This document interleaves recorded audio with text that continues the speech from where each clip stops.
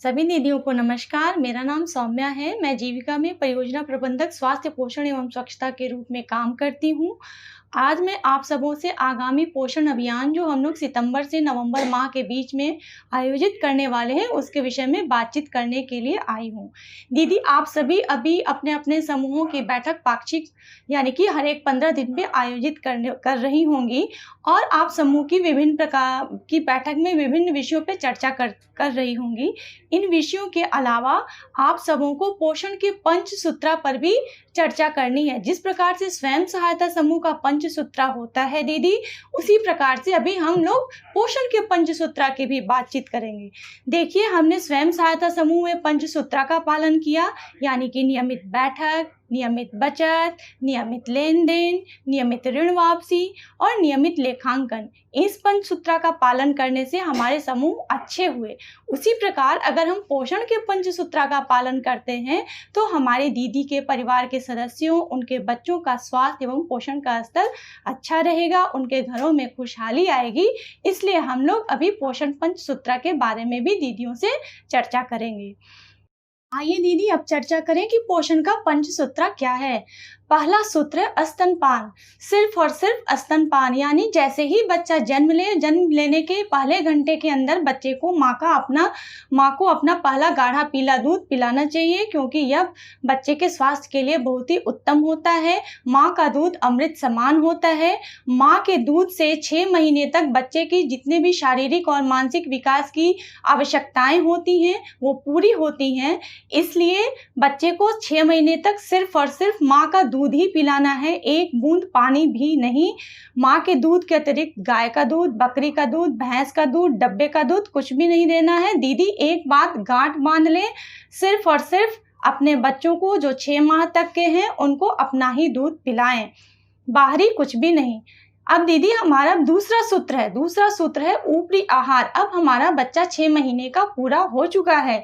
अब बच्चे का जो शारीरिक और मानसिक विकास काफ़ी तेज़ी से हो रहा है, उसके विकास की जो आवश्यकताएं हैं वह उसके माँ के दूध से पूरी नहीं हो पाएंगी, क्योंकि वह काफ़ी सारी गतिविधियां करते हैं और उन गतिविधियों को पूरा करने के लिए उनको ऊर्जा की आवश्यकता होती है, जो कि माँ के दूध से पूरी नहीं हो सकती है। इसलिए हमें उन्हें ऊपरी आहार देने की शुरुआत करनी चाहिए और बच्चे के ऊपरी आहार में 7 में से 4 खाद्य समूहों का समावेश करना अत्यंत ही आवश्यक है।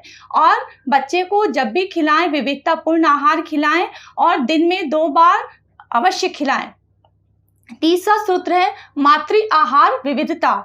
दीदी, हमने अभी तक बात किया, स्तनपान की बात की और बच्चे के पूरक आहार की बात की, लेकिन बच्चा सर्वप्रथम आता कहाँ है? बच्चा सर्वप्रथम माँ के पेट में आता है। और अगर हमने माँ के खान पान का ध्यान नहीं रखा, जब बच्चा माँ के गर्भ में है और बच्चा माँ के दूध पर पूर्णतः निर्भर है, यानी कि पहले 9 माह और फिर जन्म के बाद के 6 माह, इन जो 2 अवधियां हैं, इन अवधियों में भी माँ के खान पान का हमें काफ़ी ध्यान देना है। उसको 10 में से 5 खाद्य समूहों के आहार लेने हैं और सामान्य से अतिरिक्त भोजन ग्रहण करना है, यानी कि जब माँ गर्भावस्था में है तो उसको सामान्य से 1 अतिरिक्त भोजन, और जब वो धात्री अवस्था में है यानी बच्चे का जन्म हो चुका है, बच्चा सिर्फ और सिर्फ माँ के दूध पर निर्भर है, तो माँ को सामान्य भोजन से अतिरिक्त 2 भोजन करना है।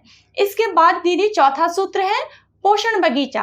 अभी तक हम लोगों ने बात की खाद्य आहार विविधता की। आहार विविधता तभी हो सकेगी जब हमारे पास विभिन्न प्रकार के खाद्य समूह हमारे घर के स्तर पे उपलब्ध हों। तो अनाज और दालें तो लगभग दीदी हर घरों में होता ही होता है। मुख्यतः हम लोग क्या छूट जाता है हमसे छूट जाती हैं सब्जियां और फल। तो हर एक घर में दीदी हम लोगों को पोषण बगीचा लगाना है। पोषण बगीचा में क्या होना चाहिए दीदी? हरी पत्तेदार साग सब्जियां, लाल पीले फल एवं सब्जियां, मौसमी फल एवं सब्जियों का भी पौधे हमें लगाने हैं। इनसे क्या होता है दीदी कि जो भी आवश्यक तत्वों की आवश्यकता है वो हमारे शरीर को प्राप्त हो पाते हैं और हमारे शरीर का मानसिक विकास, शारीरिक विकास, ये दोनों अच्छे तरीके से हो पाता है। पोषण का 5वां सूत्र है दीदी स्वच्छ हाथ। तो हाथों आप कितना भी खाना खा लें, विविधतापूर्ण खाना खा लें, कितनी बार खा लें, अगर आपका खाना साफ नहीं है हैं, अगर आपके हाथ साफ नहीं हैं, आपने साफ हाथों से खाना नहीं बनाया, साफ हाथों से खाना नहीं खाया, तो आपका पोषण अधूरा है, यानी कि आपका शरीर पोषक तत्वों को ग्रहण सही ढंग से नहीं कर पाएगा। तो आवश्यक है कि हम बार बार अपने हाथों को साबुन से साफ करें।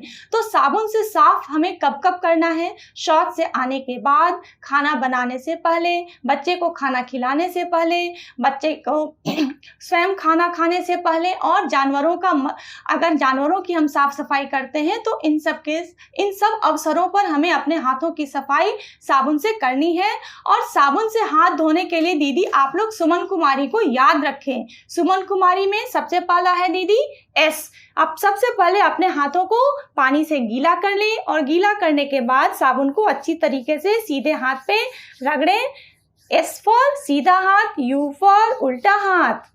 दीदी एस फॉर सीधा हाथ, यू फॉर उल्टा हाथ, एम फॉर मुट्ठी, एम फॉर मुट्ठी, ए फॉर अंगूठा, ए फॉर अंगूठा, एन फॉर नाखून, एन फॉर नाखून, के फॉर कलाई। इसके बाद दीदी पानी से हाथों को धोकर सुखा लें और फिर अपने कामों को आगे करें। तो ये पांचों विषयों पे ये पोषण के 5 सूत्र हैं और इन पर आपको अपने समूह में चर्चा करनी है। इन 5 सूत्रों पे चर्चा करने के पश्चात आप क्या करेंगी दीदी? इन 5 सूत्रों पर चर्चा करने के पश्चात जो हमारे लक्षित लाभार्थी हैं उनकी सूची बनानी है स्वयं सहायता समूह के स्तर पे। तो हमारे लक्षित लाभार्थी कौन है दीदी? हमारे लक्षित लाभार्थी हैं जो भी गर्भवती माताएं हैं, यानी कि जिनका भी गर्भ 1 सप्ताह का है या 9 माह का है, वो सब की सब हमारी लक्षित लाभार्थी हैं।